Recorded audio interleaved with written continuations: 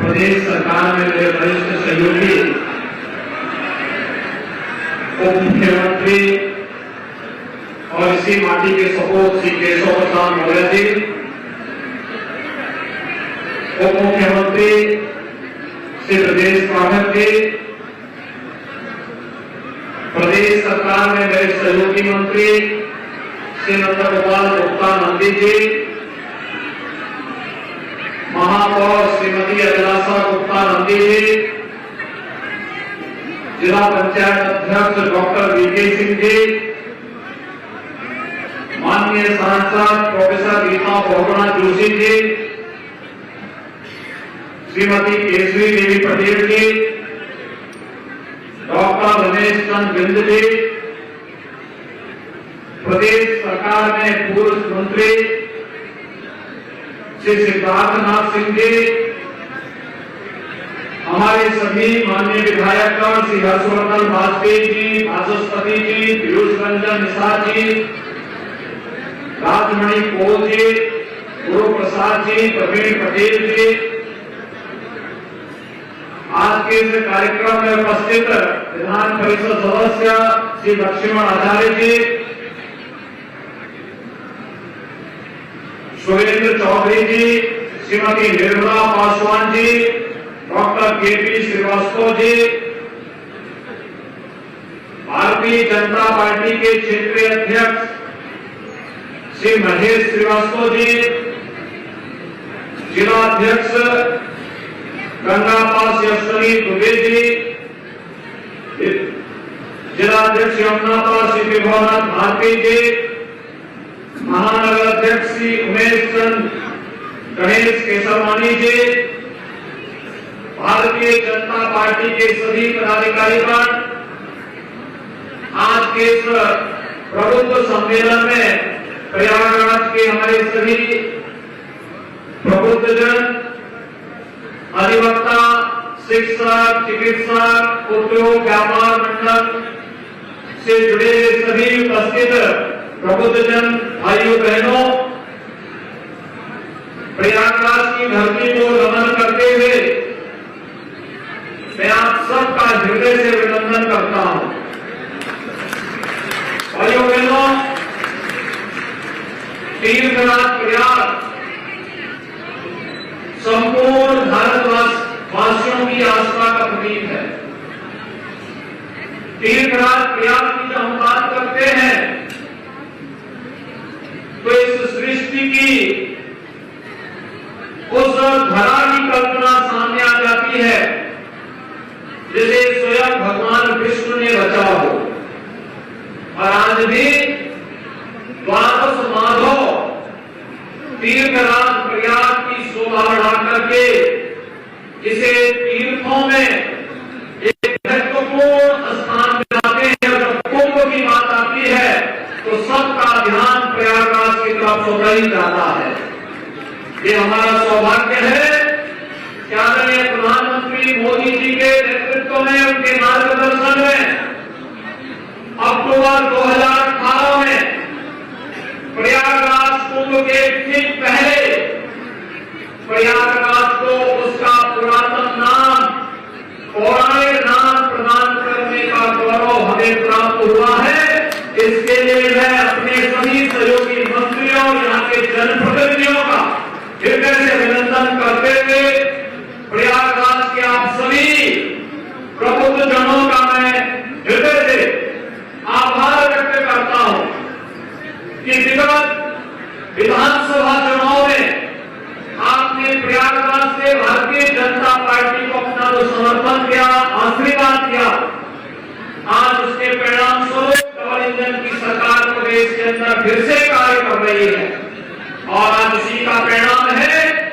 कि 1295 करोड़ रुपए की परियोजनाओं की सौगात लेकर के आगे मंच फिर से प्रयास प्रयागराज के पास आया है कि त्वदीयम वस्तु गोविंदा तुभ्यमेव समर्पये।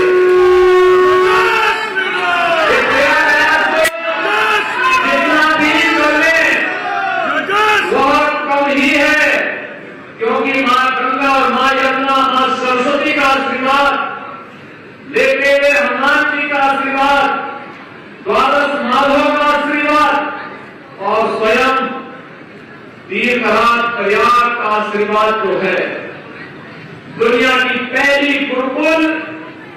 वह सिर्फ भारतवर्ष की इसी प्रयागराज में स्थित थी।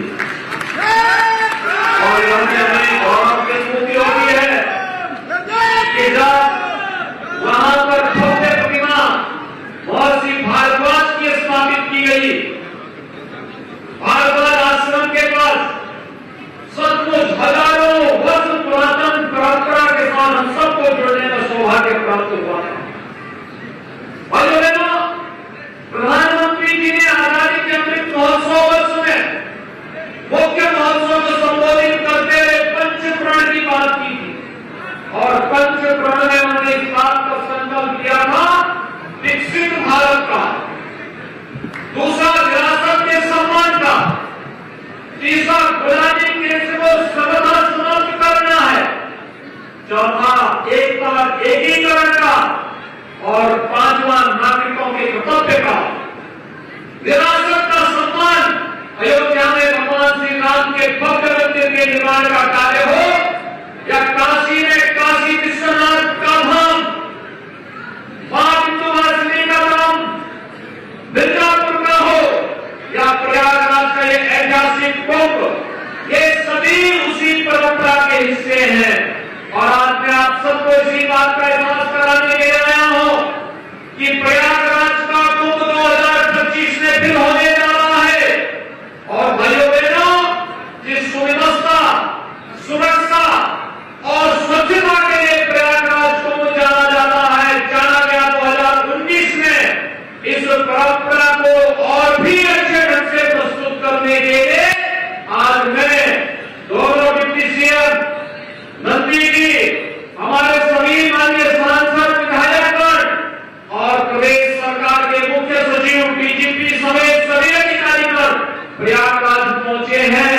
जिससे 2025 की एक बेहतरीन परिकल्पना को साकार करने के लिए और प्रधानमंत्री मोदी जी की संकल्पों के अनुरूप 2025 के महाकुंभ के आयोजन को हम लोग प्रयागराज की भावना के रूप यहाँ पर लागू कर सके, उसका क्रियान्वयन कर सके। आज भाइयों बहनों, प्रयागराज से जुड़ी हुई अनेक परियोजनाओं का यहाँ पे लोकार्पण हो रहा है, जिनमें नगर निगम के कुछ सीवेज ट्रीटमेंट प्लांट हैं, यहाँ पर एक एमएसएल की लैब का उद्घाटन भी हो रहा है, यहाँ पे राजकीय इंटर कॉलेज, आईटीआई और तमाम अन्य स्वास्थ्य से संबंधित, पशु चिकित्सा से संबंधित, नगर विकास से संबंधित,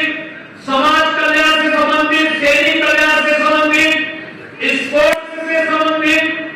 और अन्य बुनियादी सुविधाओं से संबंधित विकास की परियोजनाओं के लोकार्पण के साथ ही पेयजल की स्कीम के भी लोकार्पण और शिलान्यास के कार्यक्रम को भी आप यहाँ पर एक साथ 1295 करोड़ रुपए की लागत की परियोजनाओं को आज हम सब यहाँ पर शिलान्यास और लोकार्पण के साथ जोड़ रहे हैं। भाइयों बहनों, स्मार्ट सिटी मिशन के अंतर्गत 2019 में बना प्रयागराज का ICCC integrated command and control centre Prayagraj Kumbh को सुरक्षित और सुव्यवस्थित ढंग से संपन्न करने में महत्वपूर्ण भूमिका का निर्वहन किया था। स्मार्ट सिटी मिशन के अंतर्गत अनेक कार्यक्रम प्रयागराज के अंदर संपन्न हुए हैं और उन्हें संपन्न कराया जा रहा है। जैसे ग्रामीण क्षेत्र में हर घर नल की योजना जल जीवन मिशन के अंतर्गत पूरी हो रही है, ऐसे ही भाइयों बहनों, हम लोग अमृत योजना के अंतर्गत शहरी क्षेत्र में जो लोग बचे हुए परिवार हैं, उन लोगों को भी शुद्ध पेयजल के साथ जोड़ने का कार्य कर रहे हैं। ये सरकार आम जनमानस की सुविधा के लिए पूरी तत्परता के साथ कार्य कर रही है। और अगर हमें डबल इंजन की सरकार तब अपनी कार्य को सफलतापूर्वक आगे बढ़ाने में आगे सफलतापूर्वक उन्हें बढ़ाने में सफल होती है, तब जब उनके साथ स्थानीय निकाय की संस्थाओं का योगदान भी उसी तत्परता और निगरानी के साथ होता है। आपने देखा होगा 2019 का नगर निगम में हमारा वोट था, प्रदेश और केंद्र में सरकारें की, उसे हमें लागू करने में कोई दिक्कत नहीं हुई। और इसलिए बहनों, आज आपने देखा होगा जब से भारतीय जनता पार्टी की डबल इंजन की सरकार आई, हर गरीब को आवास की सुविधा, हर गरीब को शौचालय की सुविधा, हर गरीब को विद्युत कनेक्शन की सुविधा, हर गरीब को उज्ज्वला योजना की सुविधा, हर स्ट्रीट वेंडर को पीएम स्वनिधि योजना के अंतर्गत जोड़ने में सफलता प्राप्त हुई। तो साथ साथ भाइयों बहनों, आपने देखा होगा कि तमाम योजनाओं को तक पहुंचाने में भी यहां मदद मिली, ईज ऑफ लिविंग के लक्ष्य को प्राप्त करने में सफलता प्राप्त हुई। आज प्रयागराज न केवल 2029 में सवरा है, बल्कि 2025 के लिए एक नए प्रयागराज की परिकल्पना को कैसे साकार किया जा सके, इसमें भव्य और दिव्य कुंभ के आयोजन को हम लोग लागू कर सके, आज उसी के लिए हम सब यहाँ पर उपस्थित हुए हैं। मैं प्रयागराज के सभी प्रबुद्धजनों से अपील करना चाहूंगा कि आप सबका आशीर्वाद सदैव डबल इंजन सरकार के साथ रहा है और आपके द्वारा दिए जाने वाले प्रत्येक सुझाव का सरकार स्वागत करेगी। सरकार ने कहा अपने युवाओं के लिए रोजगार, उनके स्वावलंबन के लिए कार्यक्रम को जानकारी के साथ आगे बढ़ाया है और पूरा प्रयास किया है कि विकास में बैरियर करने वाले तत्वों के खिलाफ सरकार जीरो टॉलरेंस की नीति के साथ कार्य करेगी। वह कार्य आज प्रयागराज में आपको देखने को मिल रहा है। आपने देखा होगा जो माफिया में प्रयागराज को कैद करके, बंधक बना करके यहाँ की विकास की परियोजनाओं में बैरियर बनते थे, आज वे माफिया किस तरह चला रहे हैं। आज सरकार उनकी संपत्ति को जब्त करती है और गरीबों के आवासीय सुविधा वहां पर बनाने का कार्य भी करती है। सरकार का यह ध्यान आगे बढ़ा है। हमने तय किया है कि कोई भी माफिया अगर कहीं पे उसने किसी गरीब की, किसी व्यापारी की, किसी आम नागरिक की संपत्ति पर, सार्वजनिक संपत्ति पर कब्जा किया है, तो संपत्ति को न केवल खाली कराएंगे बल्कि उस माफिया की अर्जित की गई संपत्ति को जब्त करके वहां पर गरीबों के, अभियंताओं के, शिक्षकों के, चिकित्सकों के आवासीय सुविधा का निर्माण भी करेंगे और नया संरक्षण गृह का निर्माण करके उस संपत्ति को फिर से सरकार अधिग्रहण करने का कार्य भी करेगी। और उसी का एक उदाहरण प्रयागराज ने प्रस्तुत किया है। आने वाले समय में सरकार का एक कार्यक्रम भी चलेगा। मिशन रोजगार के अंतर्गत प्रयागराज में लाखों नौजवान अपने कैरियर को संवारने के इस पवित्र कार्यक्रम के साथ जुड़े रहते हैं। अभ्युदय योजना सरकार की उसी परिकल्पना को साकार करने के लिए आपके लिए तैयार की गई है। मुझे याद है जब लॉकडाउन लगा था कोरोना कालखंड में, मुझे उस समय लगभग 15,000 युवाओं को प्रयागराज से उनके घरों तक पहुंचाने की व्यवस्था करनी पड़ी थी। और तब हम लोगों ने कहा था कि प्रयागराज के नौजवान हो या उत्तर प्रदेश का कोई भी नौजवान, उनके लिए, उनके कैरियर काउंसलिंग के लिए सरकार एक अच्छी सुविधा देगी। और मुझे बताते हुए प्रसन्नता है,